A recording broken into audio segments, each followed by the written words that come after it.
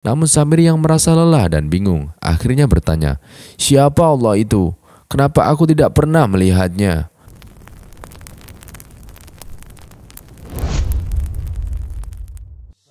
Assalamualaikum warahmatullahi wabarakatuh. Banyak pendapat yang berupaya mengungkap siapa Dajjal yang sebenarnya. Apakah berwujud seperti manusia, ataukah sekedar sifat yang dimiliki oleh suatu kaum yang laknat? Siapa sebenarnya sosok Dajjal ini, dan bagaimana asal-usul Dajjal? Dajjal adalah seorang manusia. Dia bukan jin atau makhluk lain. Dia adalah manusia yang ditangguhkan ajalnya. Sama juga halnya dengan iblis yang ditangguhkan kematiannya hingga datangnya kiamat nanti. Dajjal adalah manusia yang berhati iblis. Ayah dan ibunya berketurunan Turki dan Mesir. Mereka berasal dari kampung kecil bernama Rablah, dan orang tuanya adalah kakak beradik seibu sebapak.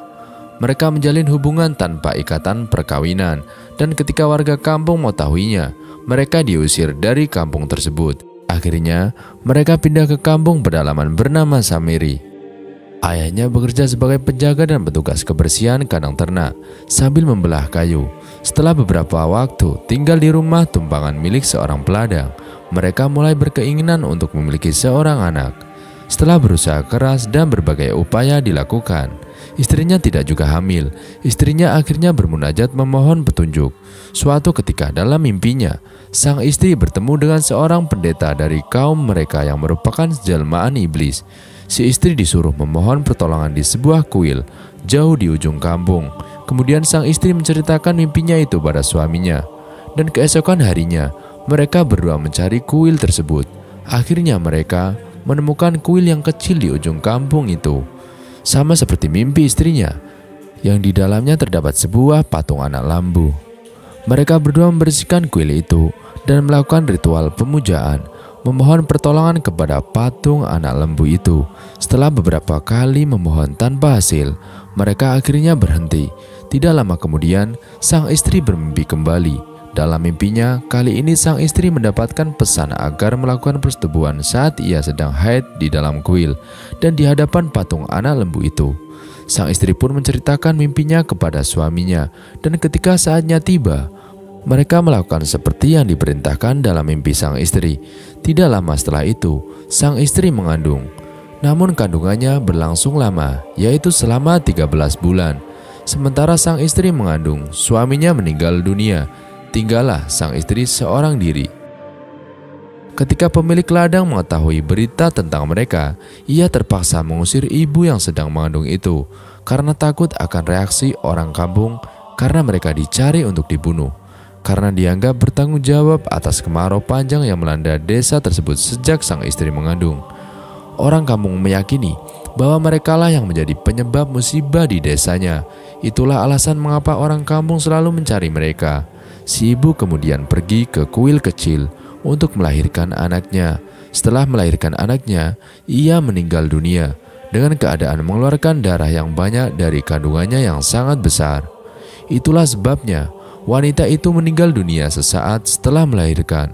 Sedangkan sang bayi ini memiliki cacat sebagian anggota tubuhnya.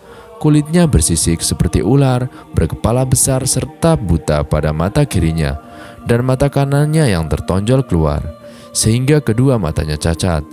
Tulisan kafir, kafaroh yang terdapat di dahinya bisa dibaca oleh setiap orang Islam, baik yang pandai membaca maupun tidak. Berdasarkan hadis riwayat At-Tabrani, tanda ini akan muncul dalam diri Dajjal setelah ia mengaku sebagai Tuhan. Dajjal dilahirkan sekitar 100 tahun sebelum Nabi Musa. Setelah beberapa tahun kemudian, maka tempat persembunyiannya Dajjal akhirnya diketahui oleh orang kampung. Mereka bersepakat untuk membakar kuil itu. Pada saat peristiwa itu terjadi, Dajjal dibawa oleh pendeta kuil itu untuk dihanyutkan ke laut. Ketika di laut inilah Allah memerintahkan malaikat Jibril untuk menyelamatkan Dajjal dan diletakkan dalam sebuah gua di sebuah pulau kecil yang indah dan dijaga oleh seekor binatang yang bisa berbicara bahasa manusia. Jibril menyuruh binatang itu menjaga si anak kecil, memberinya makan, dan jika anak itu bangun agar memberitahukan asal-usul si anak dan mengajarkan prinsip-prinsip kehidupan. Dajjal dirawat oleh binatang itu dengan penuh kasih dan sayang, dan Jibril sesekali datang menengok anak itu. Hingga pada suatu saat di usianya yang ketujuh, dia bangun dari tidurnya. Dia keluar dari gua tempatnya berteduh, berlari keluar dan bertemu dengan binatang yang mengasuhnya. Pertama dia takut, tapi kemudian binatang itu mengajaknya bicara. Engkau adalah anak kecil yang diselamatkan oleh malaikat Jibril. Ketahuilah tentang asal-usulmu. Jika engkau mengikuti jalan Jibril dan para nabi, maka engkau akan menjadi orang yang mulia, raja yang hebat di muka bumi ini. Jika engkau mengikuti jalan iblis, maka engkau akan menjadi pendurhaka yang akan dikutuk oleh makhluk seisi bumi, karena engkau akan berbuat kerusakan yang sangat besar dan jahat, tiada tara. Samiri kecil membalas, apa buktinya bahwa engkau berbicara benar, hai binatang? Maka oleh binatang itu, Samiri diajak ke suatu tempat di pulau itu dan menunjukkan lempengan-lempengan bertulisan tangan Jibril. Ini ditulis sendiri oleh malaikat yang mulia Jibril dan merupakan pedoman hidup untukmu. Janganlah kau melenceng dari pedoman-pedoman ini, atau kau akan menjadi manusia durhaka. Lempeng-lempeng tersebut bertuliskan pesan penting, termasuk Allah adalah Maha Pencipta, Raja alam semesta, sembahlah hanya Allah dan jangan mempersekutukannya.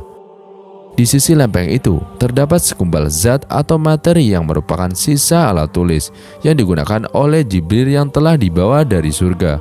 Pesan ini menyampaikan ajaran tauhid, keesaan Allah kepada orang-orang yang menemukan lempeng-lempeng tersebut.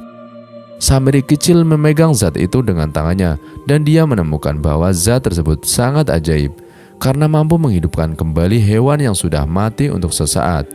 Zat inilah yang telah digunakan oleh Dajjal untuk menghidupkan kembali makhluk yang sudah mati, menciptakan fitnah dan kebingungan di dunia. Binatang pengasuhnya mengajarkan kepada Samiri cara-cara ritual menyembah Allah dan menyuruhnya agar rutin melaksanakannya. Namun anak itu enggan dan selalu membangkang hingga usianya dewasa. Dia sangat tertarik pada kehidupan di pulau itu. Dipelajarinya semua aspek ilmiah, dan dengan kecerdasannya yang luar biasa, dia mampu menguasainya dengan bantuan penjelasan dari pengasuhnya. Saat dalam tidurnya, malaikat Jibril mengajarkan ilmu-ilmu hikmah kepada Samiri, tanpa mengetahui bahwa Samiri juga dipelihara oleh iblis. Permintaan iblis kepada Allah untuk memelihara Samiri juga telah dikabulkan. Pada saat itu, iblis telah menjelma menjadi ular besar dan memberikan makanan dan air minum kepada Samiri dengan cara memasukkannya ke dalam mulutnya. Binatang pendampingnya tetap sabar, terus mendorong Samiri untuk beribadah kepada Allah. Namun Samiri yang merasa lelah dan bingung, akhirnya bertanya, siapa Allah itu? Kenapa aku tidak pernah melihatnya?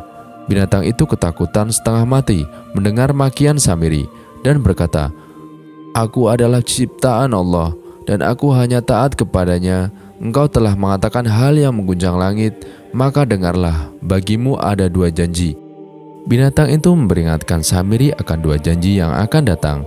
Binatang itu melanjutkan, jika engkau menyatakan tunduk kepada Allah, maka perkataanmu akan diampuni.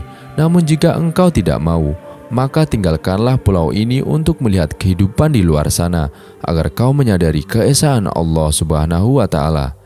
Binatang itu memberi peringatan lanjutan, nanti engkau akan kembali ke sini, dan jika pada saat itu engkau masih membangkang, maka janji kedua akan berlaku, yaitu engkau tidak akan pernah lagi dapat kembali ke pulau ini dan akan menjadi makhluk paling jahat di muka bumi ini hingga akhir zaman. Dan demikianlah sedikit kisah tentang kelahiran Dajjal. Wassalamualaikum warahmatullahi wabarakatuh.